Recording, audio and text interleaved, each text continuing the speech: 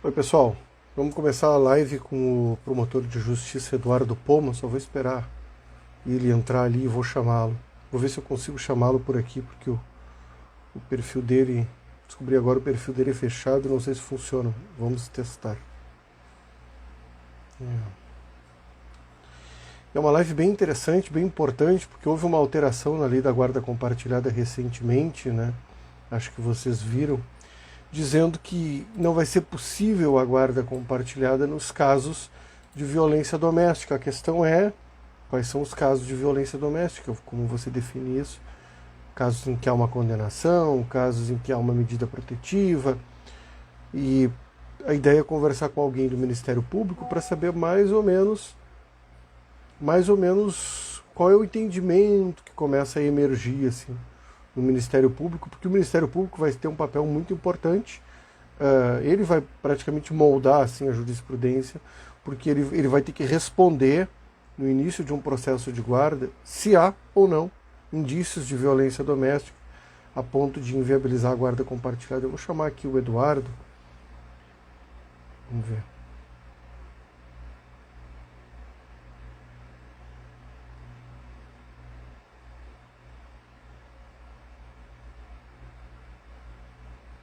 Peraí.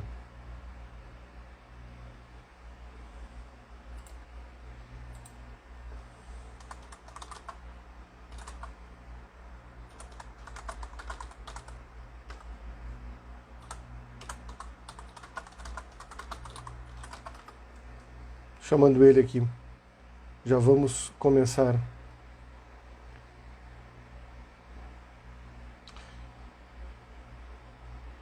A gente vai fazer, eu tenho conversado bastante com o Eduardo, a gente também vai fazer uma conversa assim, um tanto conceitual, quase filosófica, porque há um debate, né, nas ciências sociais, na filosofia, sobre o conceito de violência doméstica, né? Inclusive alguns livros são bem interessantes. Tem um livro do Francisco Bosco chamado A Vítima Tem Sempre Razão. O Francisco Bosco é um filósofo e vale a pena dar uma lida. Eu vou citar aqui na conversa.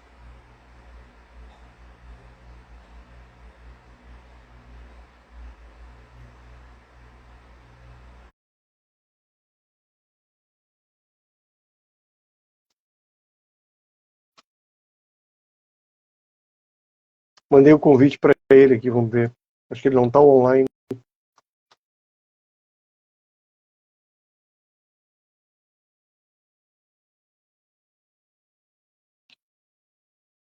Vou avisar pelo WhatsApp que eu mandei o convite.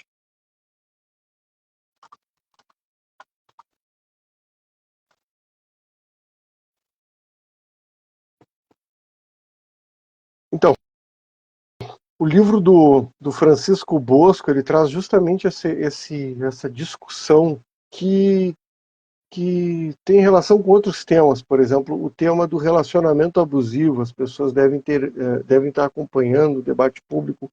O caso da... o Eduardo entrou agora. O caso da separação da Ana Hickman e, e há essa noção de relacionamento abusivo, né?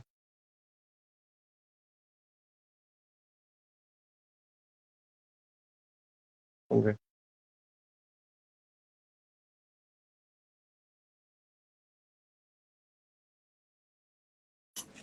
Vamos ver.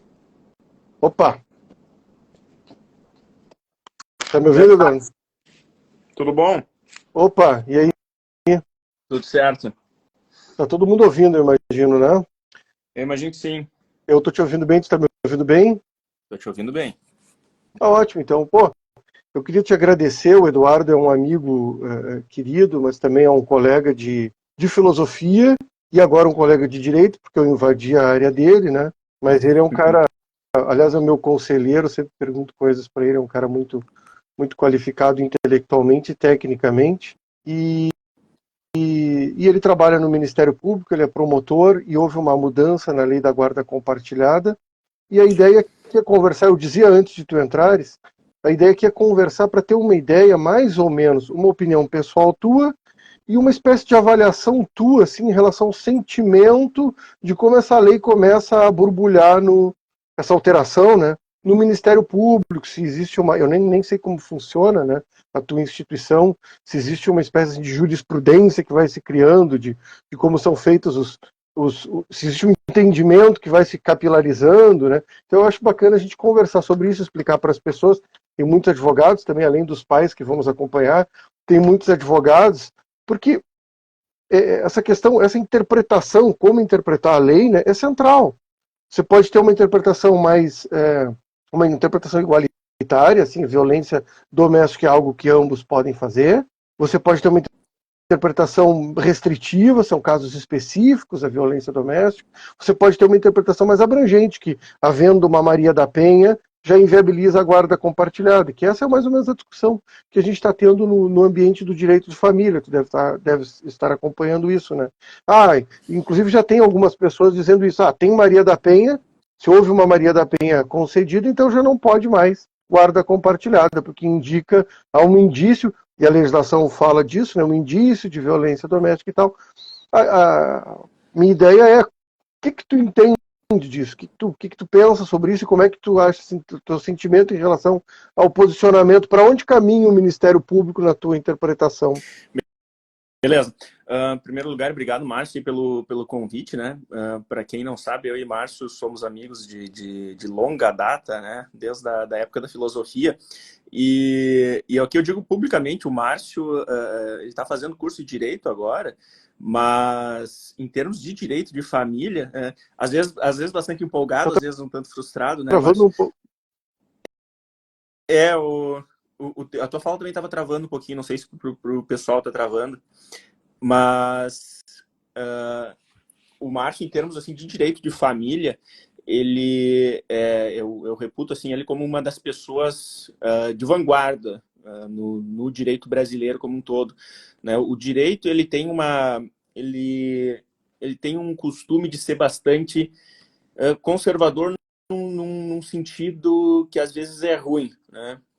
Acho que um sentido positivo no direito de ser, em muitos aspectos, conservador, né, já que ele pretende conferir estabilidade para as relações jurídicas, mas ele é conservador também no sentido de que os institutos jurídicos tendem a se petrificar e mudanças legislativas tendem a demorar a se incorporar na prática jurídica, né? Se incorporam de forma muito, muito lenta. E muitas vezes, a gente já conversou até sobre isso, eu e o Márcio, a gente conversa muito sobre esses temas.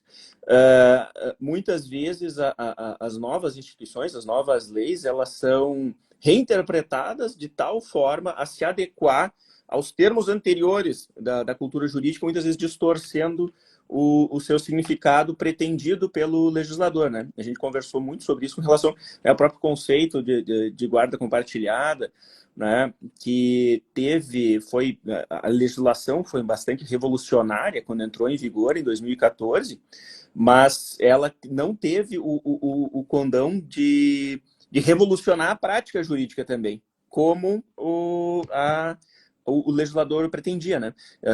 A lei da guarda compartilhada, ela estabelecia de forma muito clara que, além da responsabilização conjunta e exercício de direitos e deveres, a guarda compartilhada pressupunha a convivência equilibrada, né? Mas ainda hoje, até hoje, esse é um assunto difícil, né, polêmico, de se estabelecer nas disputas litigiosas envolvendo direito de família, porque há uma resistência muito grande por parte de todos os operadores de direito em estabelecer, de fato, uma convivência equilibrada, ainda se voltando aos termos antigos da lei da guarda compartilhada, né? Aliás, falando ainda em termos, assim, se fala hoje muito em racismo estrutural, mas existe, né, todo um tipo de preconceito estrutural que se sedimenta em palavras, né? E, a meu ver, um dos termos mais preconceituosos que pode existir nessa seara é a tal visita, né? Considerar um dos genitores, geralmente o pai, a visita, né? Isso é ofensivo, é inaceitável, né? O termo visitas, né? Mas ainda hoje se fala, e mesmo se tu entra quando vai entrar no EPROC lá para cadastrar o assunto da ação, é regulamentação de visitas. Sim, sim. O termo, então, é a própria lei, o próprio judiciário, né? Endossando ainda essa forma preconceituosa de ver a relação entre os pais e os filhos. Bom, mas enfim, dito isso, houve então ainda há essa resistência, né? E então agora tem essa nova alteração legal, né? Para quem não sabe como era antes a redação da lei da guarda compartilhada, né? Ela previa que a guarda compartilhada ela seria obrigatória, salvo nos casos em que os genitores não desejassem, né? Um dos genitores não desejasse. Era geralmente incluído também, era uma prática comum no caso de haver risco, né? Quando houvesse risco para a criança, porque eu tenho nem visto que todo jeito de família envolvendo menores, né? Envolvendo as crianças envolve o supremo interesse dos menores, como se fala, embora, né, seja esse um assunto já bastante tormentoso. O fato é que se houvesse de fato um risco, né, na guarda compartilhada, ela não seria deferida. E aqui, de novo, né, o risco na guarda compartilhada é obviamente ligado não às decisões conjuntas, mas à convivência. Exato, claro. É muito arriscado essa pessoa decidir junto com a outra. Não, o risco que era óbvio para deferimento da guarda compartilhada é quando esse risco estava ligado à convivência com o outro. É óbvio, mas enfim. É um risco inclusive de visita. Se existe um risco para a guarda, existe um risco de visita, Claro, né? Nesse claro. sentido de convivência. Sim. E agora com essa nova lei, eu acho que algumas coisas precisam ser ditas, né? A meu ver, em primeiro lugar, a lei, ela falou em... e agora, né, então, com essa alteração, a guarda compartilhada ela não será deferida quando um dos genitores não quiser, né? E nos casos, né, deixa eu ler bem certinho a redação,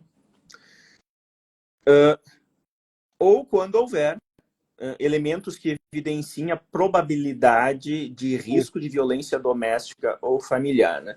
Bom, a primeira coisa que tem que ser dita, a meu ver, é que aqui não se está falando de violência doméstica ou familiar de gênero, né?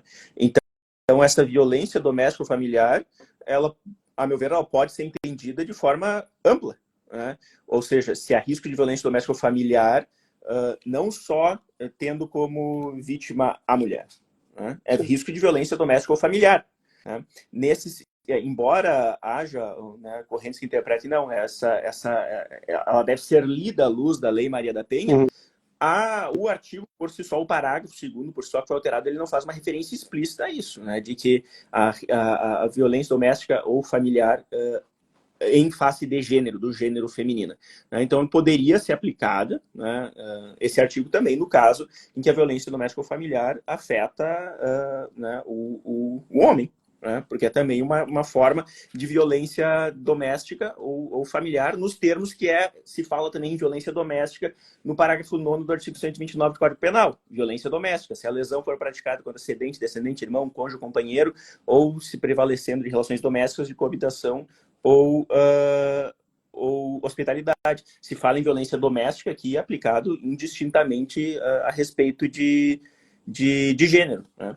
Então, essa acho que é uma discussão que ainda vai amadurecer, mas, enfim, o artigo por si só, né, o parágrafo só não fala em violência doméstica de gênero. A outra coisa que ultrapassado esse ponto, eu acho importante mencionar o seguinte, ainda que a gente interprete, né, e talvez seja essa uma interpretação que se consolidar, né, e aqui eu abro um parênteses, né, até o momento, pelo menos, eu não tenho visto a aplicação desse artigo, né, eu não tenho visto na comarca que eu atuo, pelo menos, é uma comarca grande, né, eu não tenho visto ainda, não tem tantos casos também assim de direito de família, eu ainda não tenho visto isso.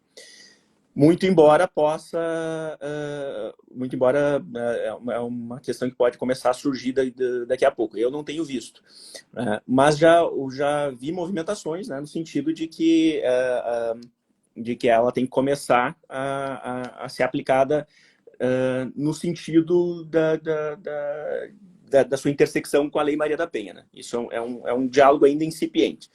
Mas algumas vozes já estão se levantando, e isso eu acho talvez a questão mais importante dessa conversa hoje, que é o seguinte: a existência por si só de uma medida protetiva, não é indicativo suficiente, ainda que muitas vezes possa ser necessário, não é indicativo suficiente da existência de risco de violência doméstica apto a indeferir o pedido de guarda compartilhada. Por quê? Por as duas coisas essencialmente. Uma, o que a lei, se ela não for interpretada dessa maneira, ela acaba por perder, é algo muito básico, que é a distinção entre conjugalidade e parentalidade, né? Que é, digamos assim, a lição 101 de direito de família com relação, que envolvem as relações dos pais com as crianças, né? E que a má relação entre os ex-cônjuges não pode afetar a relação e os direitos que os pais têm com relação aos filhos e os filhos têm com relação aos pais. Então essa é uma questão bastante importante, né? Se a lei não for interpretada borrada, isso eu acho a parte que seria mais perigosa. A outra questão é que a existência de medida protetiva por si só também não necessariamente traz um risco à criança. E a existência por si só da medida protetiva não é um indício nem sempre seguro de que a criança, de quem o supremo interesse é, ao fim e ao cabo, tutelado, será prejudicado. É por isso que, além da medida protetiva, que em praticamente todos os casos é deferida com base no relato unilateral, um boletim de ocorrência unilateral da mulher, deve ser agregado para que se tome essa medida drástica de eventualmente impedir a convivência, alguma forma de estudo por parte da rede que atua nos casos de violência doméstica, o Conselho Tutelar, a assistência social do município, para verificar se daquela situação específica de suposta violência doméstica haveria um risco em potencial sério para as crianças. É que me parece, existe um argumento já bastante batido, inclusive na literatura americana de direito de família, ele já aparece nos anos 80 e principalmente 90, que é a ideia de que os homens, aliás, é uma contradição que eu comento muito, né? Que é assim, os homens abandonam a criança com a mãe, eles não querem cuidar, eles deixam a criança com a mãe, sobrecarregam a criança, sobrecarregam a mãe. Isso é um discurso. Mas aí se o homem tenta cuidar, é dito, não, ele usa a criança para chegar na mãe e para ter controle sobre a mãe. E me parece que essa legislação ela vem bem nesse sentido, assim, na ideia de que o homem ele está fingindo o interesse pelos filhos e que ele usa a criança para chegar nela. Então, me parece que a lei não é só sobre o melhor interesse da criança, né? É o melhor interesse da mulher, para protegê-la desse cara, desse homem que inclusive aí entra um pouco, porque essa confusão, né, de guarda compartilhada ser como sobre deliberação, porque qual é o ponto? As pessoas dizem guarda compartilhada seria um regime de você poder tomar decisões, mas então eu poderia ter uma semana para cada um, a guarda unilateral materna com violência doméstica? Que sentido faz isso, né? Não podemos, mas vocês vão ter que tomar decisões em conjunto, porque é uma semana para cada um, né? Você vai ter que resolver, quer dizer, é uma ideia meio um tanto maluca, mas nesse sentido de que o homem controla a mulher, ela até faz algum sentido, a ideia de eu ter autonomia para tomar decisões, porque aí ele poderia impor a sua vontade sobre a mulher, né? Eu não sei, pode ser. Eu não consegui ter acesso, não conseguia ver a justificativa do projeto de lei, acho que seria bem importante ver a justificativa desse projeto de lei, o que constou, porque muitas vezes, embora a interpretação genética, como se chama assim, não resolve jurídica, né? Seria interessante ver qual foi o movimento, qual foi a filosofia por trás dessa alteração. Mas, enfim, é uma reflexão possível essa, né? O que envolve, né, uma coisa que a gente já conversou, uma dificuldade que o direito, os operadores do direito no Brasil, né, têm de lidar muitas vezes com o pai interessado em conviver. Né? Ele está muito isso, né? E tem um discurso muito pronto para isso. Sim. A prisão do devedor de alimentos, né? O que é dito para o pai nas audiências, né? Enfim, mas para o pai que se interessa e quer uma convivência se aproximando da igualitária, o direito não sabe como lidar, e aí surgem essas lendas urbanas, né? guarda compartilhada não é guarda alternada, a criança precisa de rotina, logo não pode ter duplo domicílio, Sim. sabe? Vários mitos que foram construídos para tentar lidar com essa questão, mas baseado em, né, isso é um tema que tu bate bastante, né, baseado em pseudociência, em ideias já muito abandonadas, né, mas que aos poucos, né, me parece que estão mudando. Aliás, é importante dizer também que existe, né, um estudo aí para um novo Código Civil, né? E, inclusive, até onde eu ouvi falar, né, uma das juristas por trás é a Maria Berenice Dias, né, que tem uma interpretação bastante interessante, mais ou menos nessa linha da guarda compartilhada, né? Ela diz explicitamente isso, né? O duplo domicílio, é corolário lógico da guarda compartilhada, Sim. né? Enfim, pelo que eu vi dela, está se querendo colocar no Código Civil de forma mais clara que a guarda compartilhada pressupõe a convivência compartilhada. Mas aparentemente já estão cancelando ela, já estão... que Sim, interessante isso. justamente, justamente porque ela apresenta uma interpretação muito vanguardista, embora seja algo que já é comum em outros países. Sim. Eu li o artigo dela. A ideia de acabar com a guarda e ter uma ideia de responsabilidade parental é o que acontece em Portugal, o que acontece na Flórida. Eles acabaram com o conceito de guarda e você tem uma ideia de o que se regulamenta? Convivência. E aí, ao regulamentar a convivência, você regulamenta as obrigações, as responsabilidades parentais. Quando a criança estiver com você, você tem a obrigação. Inclusive, eu vou lançar um post amanhã, eu acho, de uma decisão de Portugal, que assim, a criança, eles deram mais ou menos umas diretrizes assim de um bom cuidado, assim, quando estiver com você, você alimenta, você dá banho, escova os dentes, aquelas coisas. Era uma agenda para o pai e para a mãe trabalharem cada um durante a semana que fica.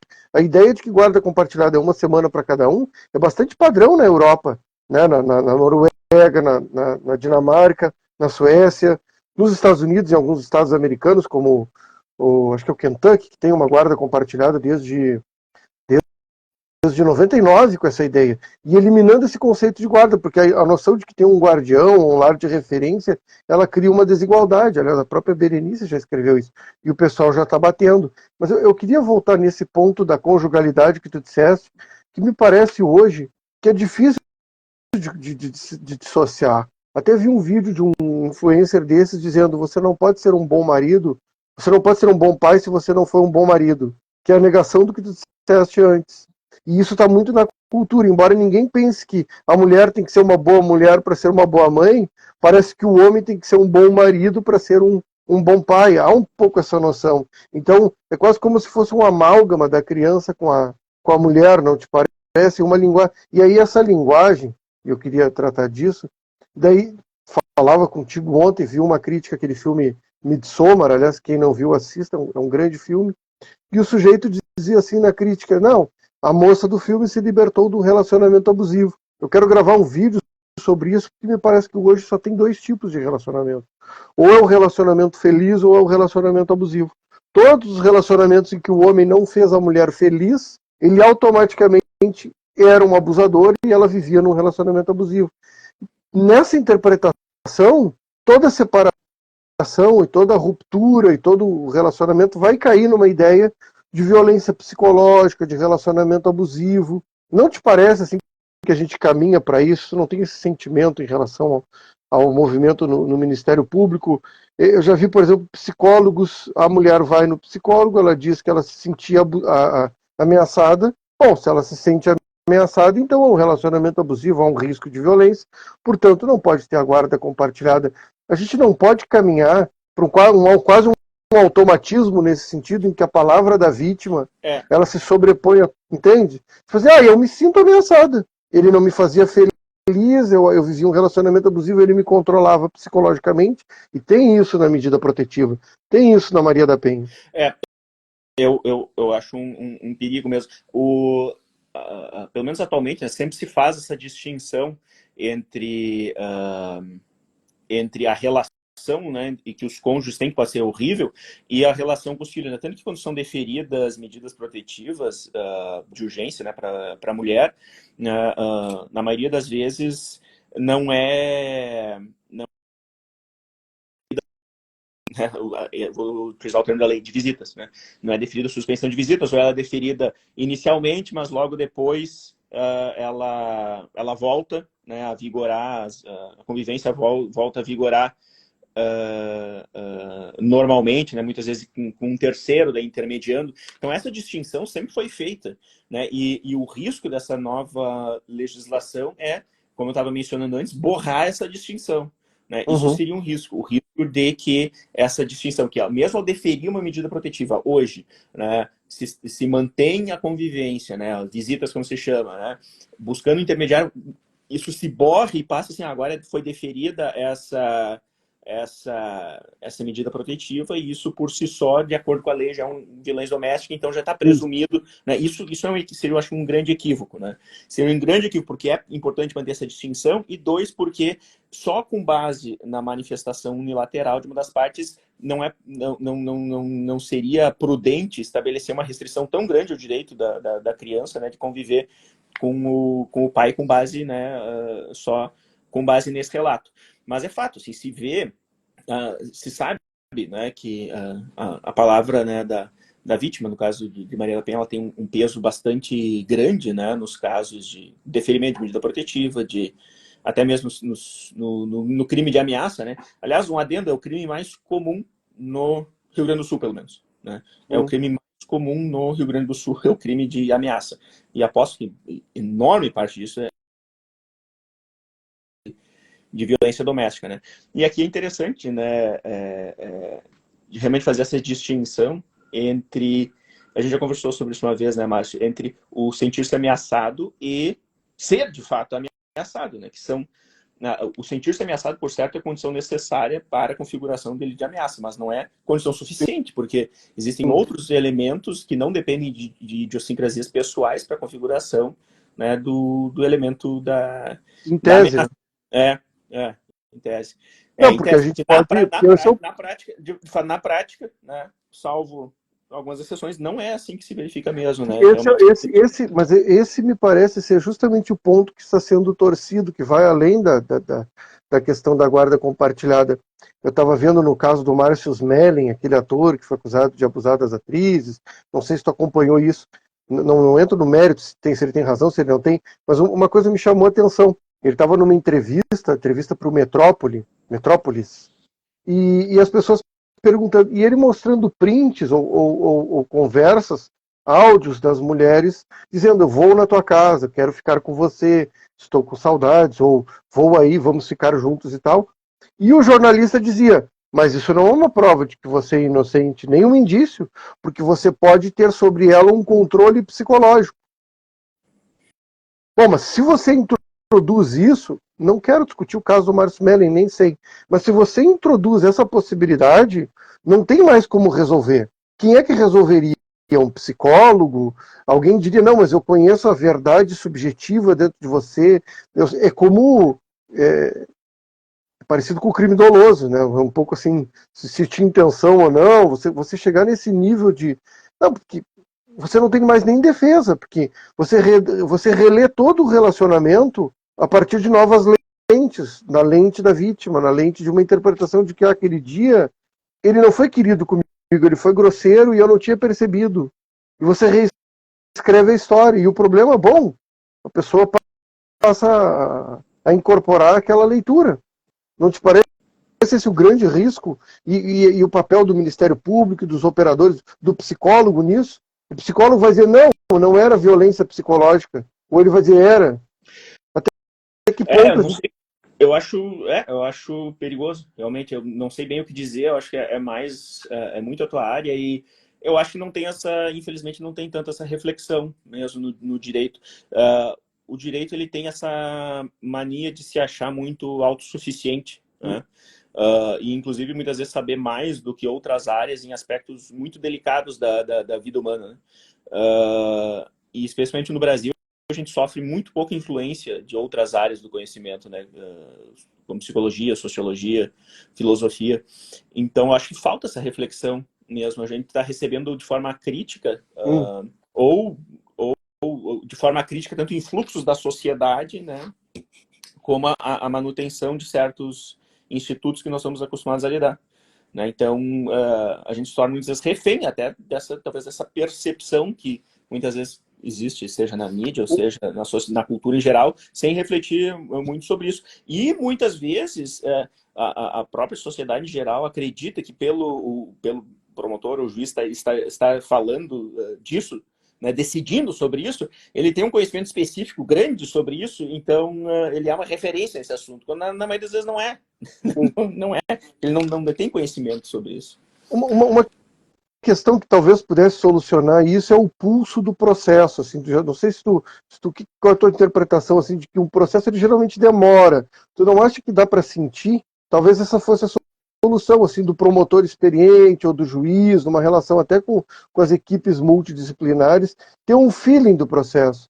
Olha, isso aqui não é um caso de violência doméstica, isso aqui é um caso de uma mãe que será que essas sutilezas não começam a ficar mais gritantes para um lado ou para o outro ao longo das petições e das análises? Essas poderia ser talvez se houvesse mais audiências, talvez se houvesse mais um cara a cara com todo mundo, né? Eu acho que o direito de família precisaria evoluir para menos papel e mais assim conversa, né? 100% de acordo com essas duas questões que tu colocou. A primeira, sim, isso se percebe muito no decorrer do processo. Tanto na parte criminal, né? Tanto na parte criminal como na parte de família, específica, parte criminal quando eu estou falando de violência doméstica, né? Sim, sim. Como na parte de família, muitas vezes se percebe algumas nuances, algumas sutilezas, situações que não são assim tão fáceis, e também o próprio, porque como esse é outro aspecto importante, como o processo se desenvolve no decorrer do tempo, o tempo por si só já vai resolvendo muita coisa, né? O tempo por si só já vai aplacando muita coisa. Então, é absurdamente comum, né, especialmente em processos criminais envolvendo ameaça e violência doméstica, né, que as coisas se aplaquem, voltam, reatam, retornam, não querem mais tocar aquele processo, a mulher diz que não foi bem assim, e foi mútuo, e foi legítima defesa, né? Isso é absurdamente comum. Então, sim, isso é uma coisa muito comum que acontece, né? O decorrer do processo e o tempo, né, acabar por ver essas sutilezas e aplacar algumas emoções, né? E o outro ponto, que também é bem importante, eu concordo 100% contigo, o direito de família deveria ser extremamente oral. Né? Extremamente oral. E o legislador até foi sábio o suficiente para estabelecer isso no Código Civil, no Código de Processo Civil, eu já nem lembro. Quando ele diz o seguinte, que, né, no caso assim que há um ingresso de uma ação, né, de separação, de divórcio litigioso, né, uma das primeiras medidas que devem ser tomadas é a designação de uma audiência de conciliação. Né? Uhum. E na audiência de conciliação, então, alguns pontos vão ser vistos. Né? Uhum. Eu acho excelente isso. Assim, ao entrar com a ação, entrou com a ação, né, os ânimos estão acirrados, a situação está tensa. Né? Ao entrar com a ação, tem que ser marcado uma audiência com urgência para se delimitar questões envolvendo a guarda, questões envolvendo a convivência, questões envolvendo alimentos, todas essas questões principais que giram em torno de um processo de separação ou divórcio. Né? Isso é a primeira medida que deveria ser tomada pelo juiz com urgência. Né? E ali já sai, então, com alguma decisão, né, referente, provavelmente, com relação à guarda compartilhada, como é que vai se dar a convivência. Nem sempre é da forma ideal, mas, enfim, pelo menos se sai com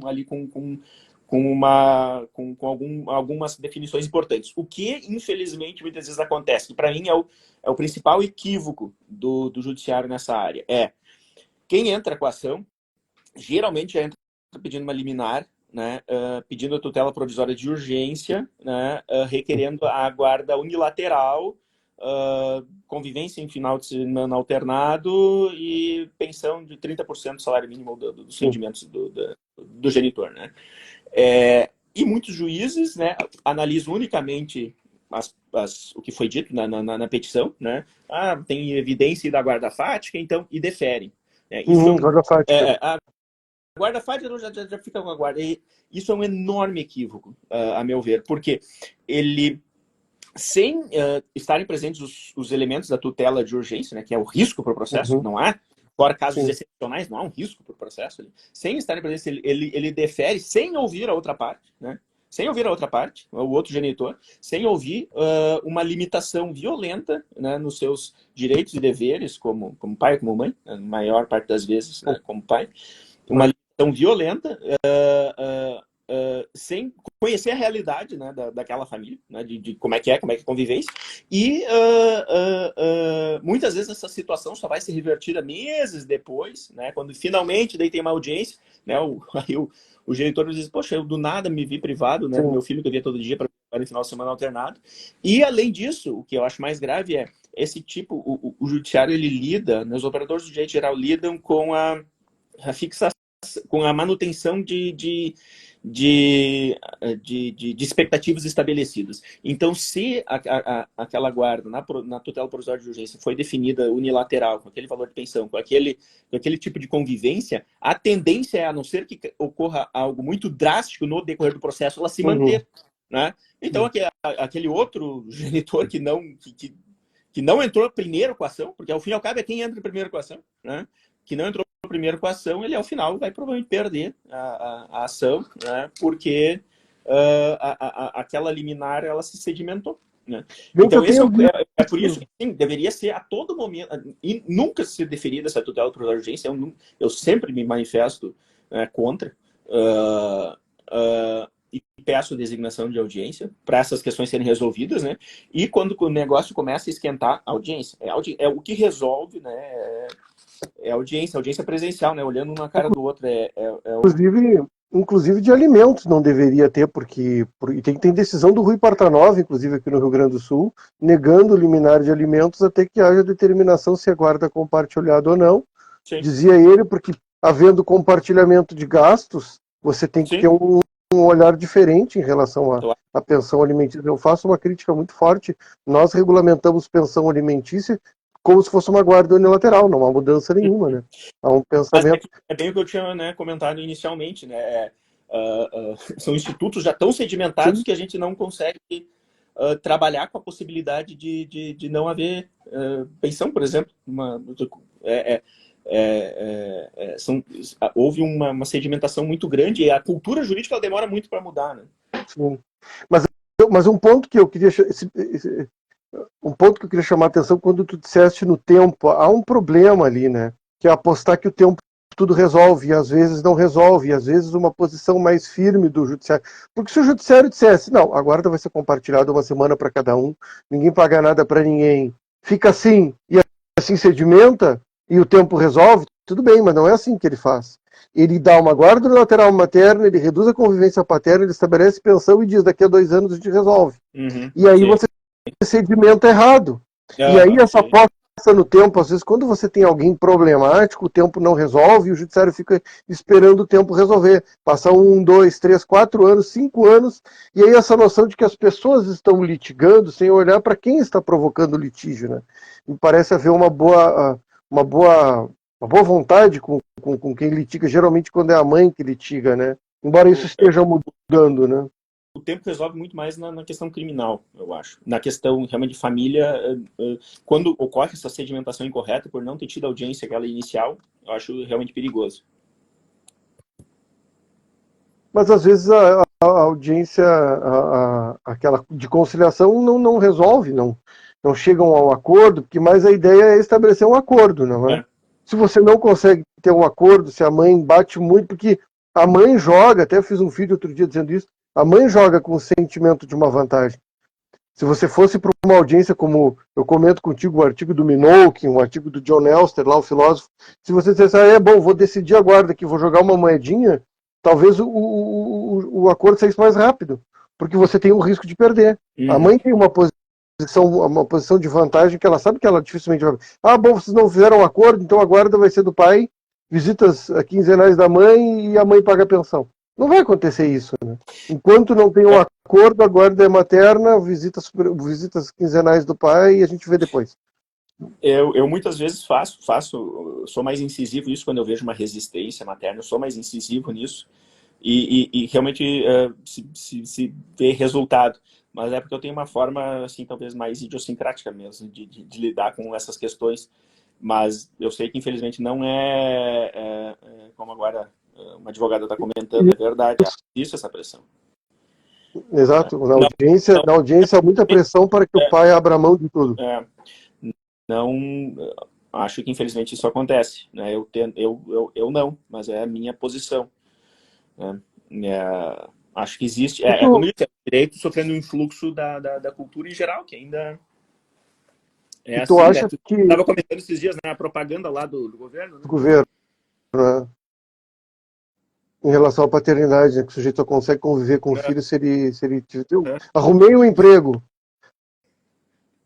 Tu achas que essa posição do Ministério Público, assim, o sentimento assim, dos teus colegas, da tua instituição, para onde ela está indo? Tu consegue ler isso Não, assim? não consigo ler ainda por duas coisas. Uma, uh, é recente, né? Uhum, claro. É recente. Embora eu acho que... não sei, é difícil dizer. Não dá para saber ainda bem como que a lei vai pegar. Existe esse sentimento assim, né, com relação à Maria da Penha, então, se ela for lida dessa forma, de fato, pode haver alguma interpretação no sentido, opa, tem uma medida protetiva aqui, então é melhor.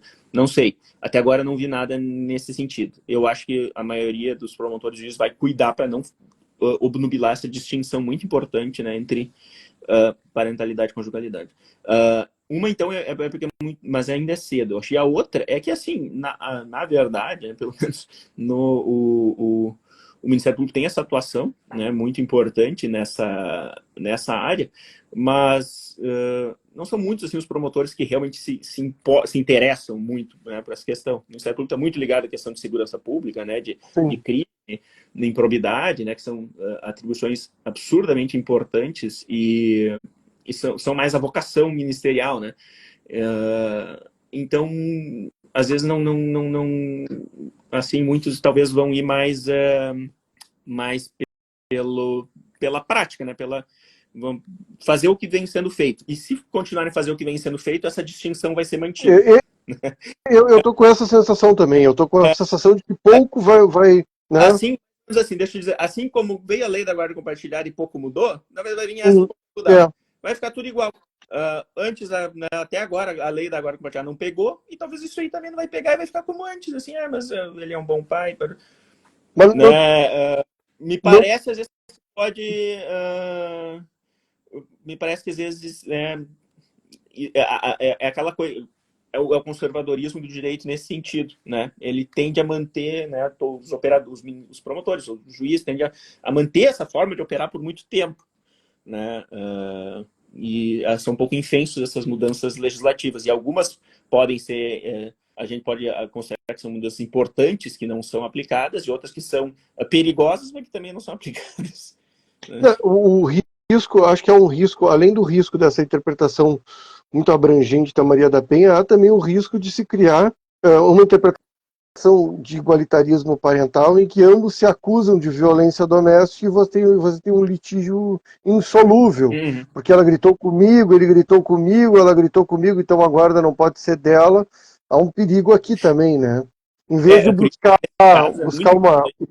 Esses casos, a audiência faz absurdamente importante o pulso firme do juiz do promotor, né, para realmente, né, dizer, não, vai ser assim, assim, e tem momentos que assim, olha, não tem vocês não conseguem resolver com bom senso, então vai ser assim, vocês vão seguir a risca, quem desviar vai sofrer sanção. Mas parece que esse é o ponto, me parece que tem uma parte de uma cultura que incentiva o litígio, e talvez devesse ser o papel do Ministério Público e do juiz baixar um pouco, numa visão mais igualitária, né, para que não entre nessa onda de se destruírem por anos, né? Ter um pulso firme mesmo, como tu disseste. Eu, por exemplo, assim, a gente também, no Ministério Público sempre dá parecer em casos de acordo, né?